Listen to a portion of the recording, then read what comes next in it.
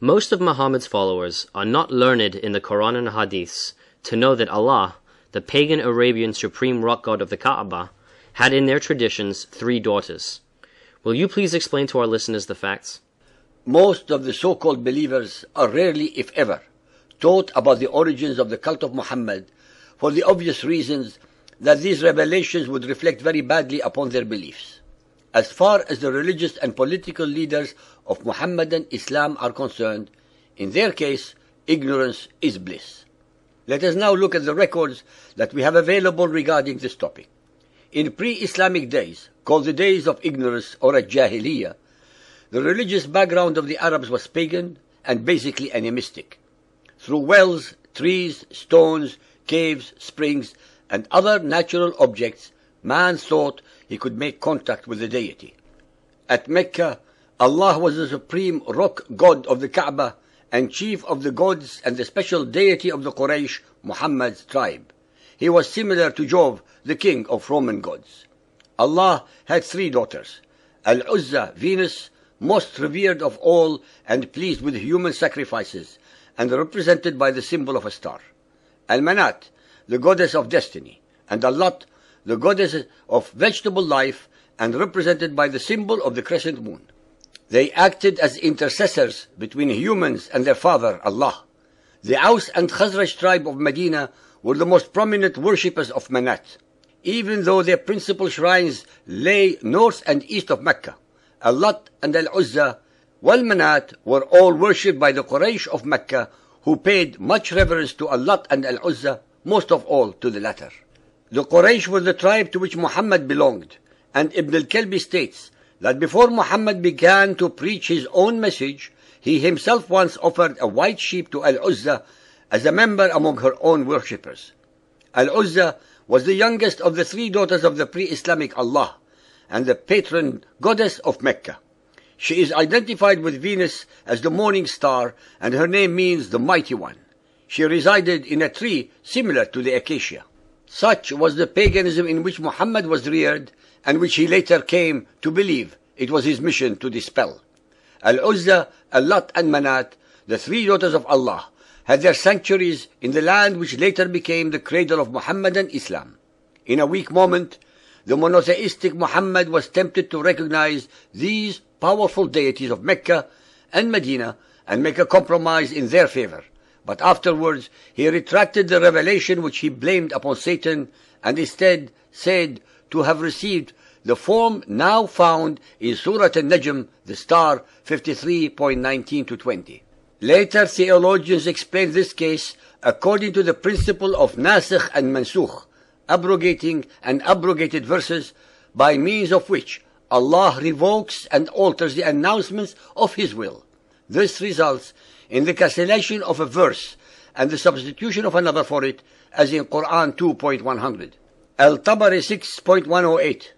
When the Messenger of Allah saw how his tribe turned their backs on him, and was grieved to see them shunning the message he had brought to them from Allah, he longed in his soul that something would come to him from Allah that would reconcile him with his tribe.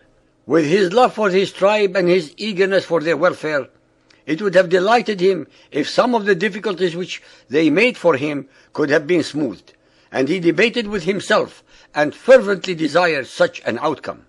Then Allah revealed Surah 53, and when he came to the words, "Have you thought Al-Lat and Al-Uzza and Manat, the third, the other?"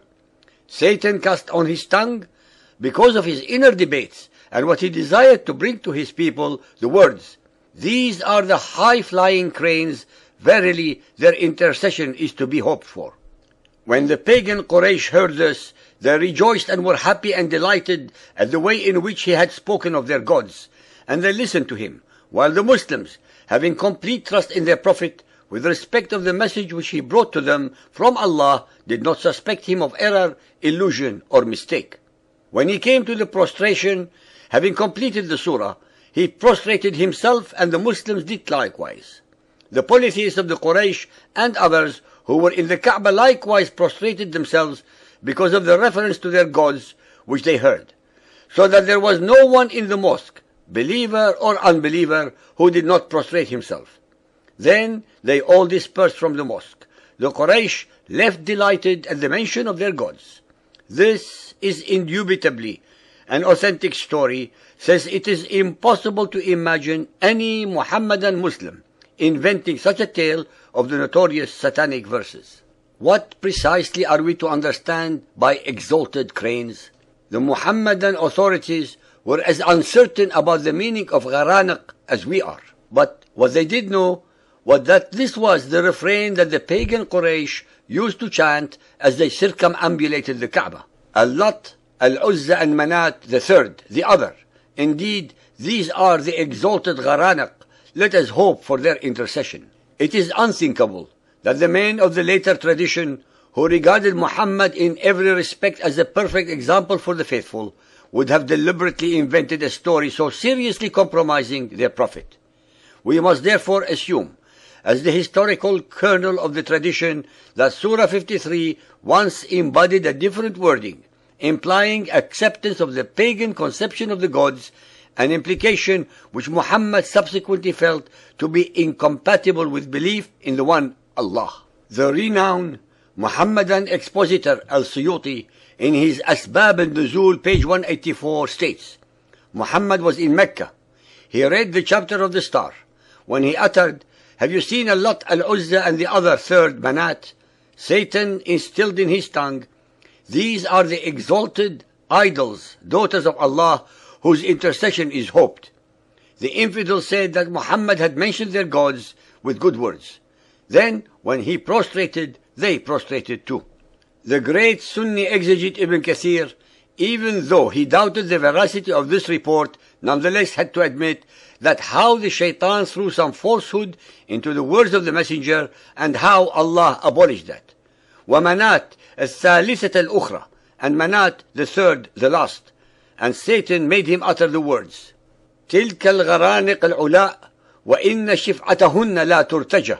These are the exalted idols whose intercession is acceptable to Allah. Bukhari 2.177, narrated by Ibn Abbas. The Prophet prostrated while reciting An-Najm, and with him prostrated the Muslims, the pagans, the jinns, and all human beings.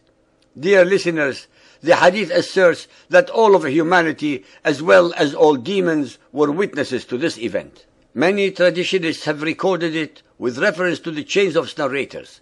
Among them more commonly known are Al-Tabari, Ibn Abi Hatim, Ibn al-Munzir, Ibn Mardoya, Ibn Ishaq, Musa ibn Uqba, and Abu Ma'shar. It is all the more strange that Ibn Hajar, a recognized authority on traditions, insists on the truth of this report and says, as we have mentioned above, 3 of his chains of narrators satisfy the conditions requisite for an authentic report.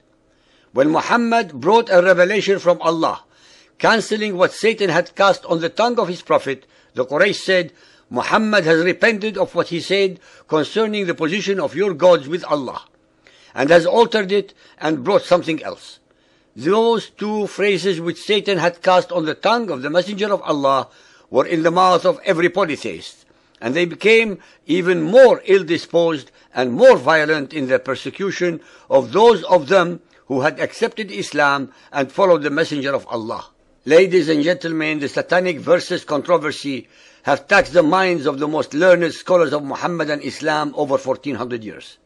The Arabic records can never be ignored or denied, no matter how much contorted logic and explanations are made by the Muhammadan exegetes in their attempts to exonerate Muhammad's kufr, that is his blasphemy, by associating the daughters of Allah with Allah. The Muhammadan records prove that in a moment of weakness, Muhammad tried to bring his pagan tribe to his belief system by compromising his monotheism, but then recanting and conveniently blaming the totally innocent Satan for his own failure.